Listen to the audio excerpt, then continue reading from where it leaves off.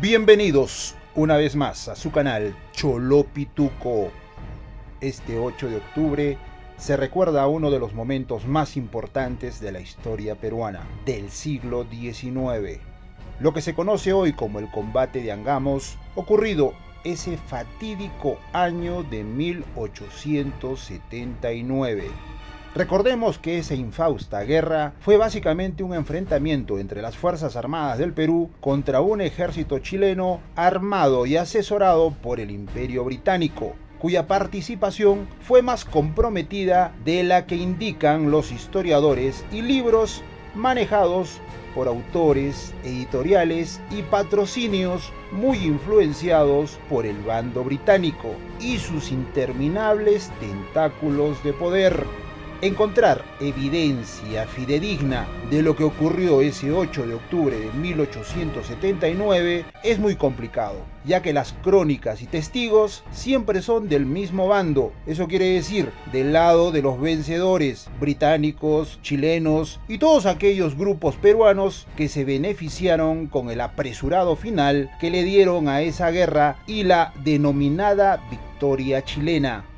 Y tomando en cuenta la premisa que en una guerra la primera víctima siempre llega a ser la verdad, en este video analizaremos lo que pudo haber ocurrido ese 8 de octubre de 1879 en las aguas del Océano Pacífico frente a las costas de lo que hoy forman parte del territorio chileno.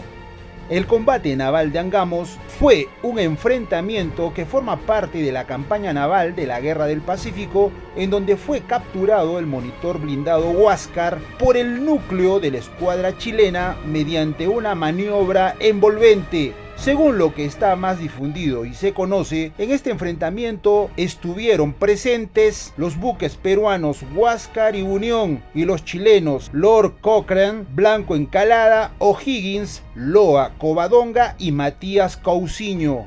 En dichas acciones, el Huáscar se enfrentó a dos buques chilenos, en un comienzo a los blindados Cochrane y luego entraría en la acción el blindado Blanco Encalada, con lo que la lucha finalmente terminaría.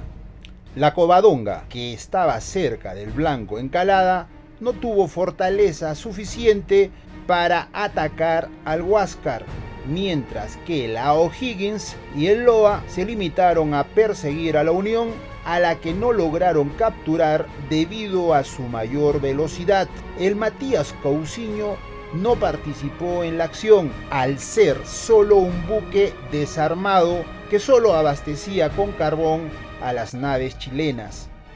Este combate naval fue un punto decisivo en la campaña marítima de la guerra con Chile de 1879 y que favoreció a este último país, ya que puso fin a las correrías del buque peruano Huáscar, que hasta ese momento se había adueñado de esta parte del Océano Pacífico.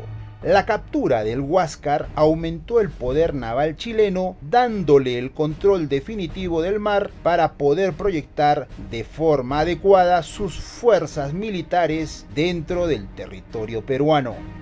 La guerra de 1879 fue apresurada, en eso coinciden los relatos más imparciales de la época. Como si alguien ya habría elegido que en esos años tenía que realizarse ese conflicto, y ese alguien fue Londres, que en esa época dominaba todos los mares y la política internacional del orbe. Creaban y desaparecían países o los reorganizaban según su conveniencia. Hay innumerables casos en distintos continentes. En Sudamérica, la guerra de la Triple Alianza, la existencia de Uruguay; en Europa, Portugal; en Asia, la India, Afganistán o Tailandia; en fin, interminables ejemplos que nos dan asidero de todo este entramado.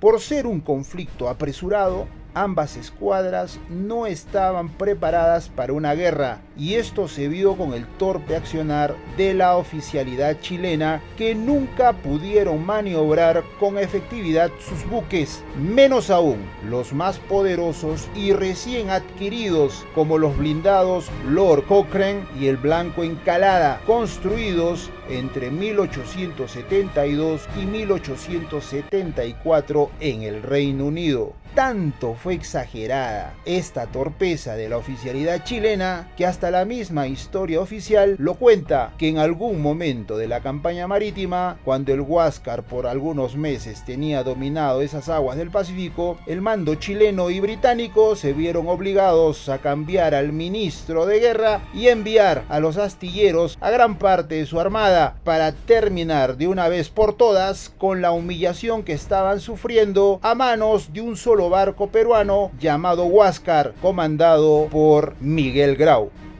Lo que no se conoce hoy es que, ante la grave situación que enfrentaba la oficialidad chilena y la premura de no alargar el conflicto, los británicos, como ahora también indican que está sucediendo en la guerra de Ucrania, tuvieron que ellos mismos hacerse cargo del problema. La dirección de la guerra sería tomado por los estrategas británicos. Ahora, esa armada chilena, para cualquier movimiento, estarían acompañados por buques de guerra ingleses, estacionados en esta parte de la costa del Pacífico sudamericano, y que estaban al mando del almirante Rudolf de Lisle. El objetivo era capturar a ese escurridizo buque peruano. Una vez reparados los buques chilenos, reorganizados la oficialidad y el alto mando, y ahora dirigidos personalmente por los británicos, su trabajo de inteligencia ubicó al Huáscar muy cerca al lugar que hoy conocemos como Angamos. Ese 8 de octubre de 1879, el Huáscar se enfrentó otra vez victorioso con las naves chilenas, obligando a entrar en el combate a los buques británicos.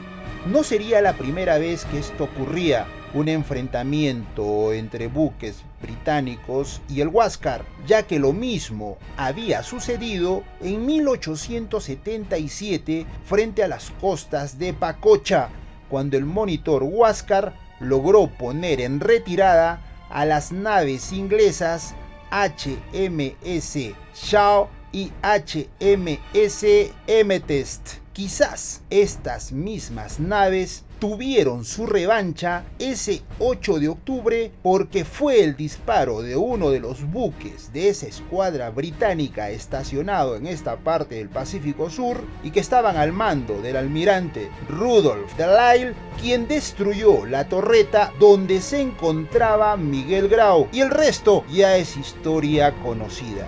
Quien controla el pasado, controla el futuro. Quien controla el presente, controla el pasado. Ese 8 de octubre de 1879 nos dejaron grandes enseñanzas. Primero, las grandes potencias, según su turno de dominio, juegan con las fuerzas armadas de sus países órbitas a su antojo. Segundo, siempre habrán héroes que, al margen de toda la entramada política que hay detrás de estos enfrentamientos, darán su vida para proteger su patria. Y otra enseñanza es que, para encontrar lo más cercano a la verdad y no caer en errores sobre algún hecho ocurrido en el pasado, se tiene que recopilar la mayor cantidad de evidencias. Hoy, esto último en la historia peruana no existe, porque la historia que se maneja solo lo escriben desde una sola perspectiva, del lado de los vencedores, como siempre ha sido. Si no son hispanófilos, como sucede en el caso de la historia precolombina, lo serán pro-occidentales, como sucede en la historia moderna peruana. ¿A ustedes qué opinan? Les leo en sus comentarios. Si te interesó este video, hazle me gusta y compártelo, pero siempre con cuidado.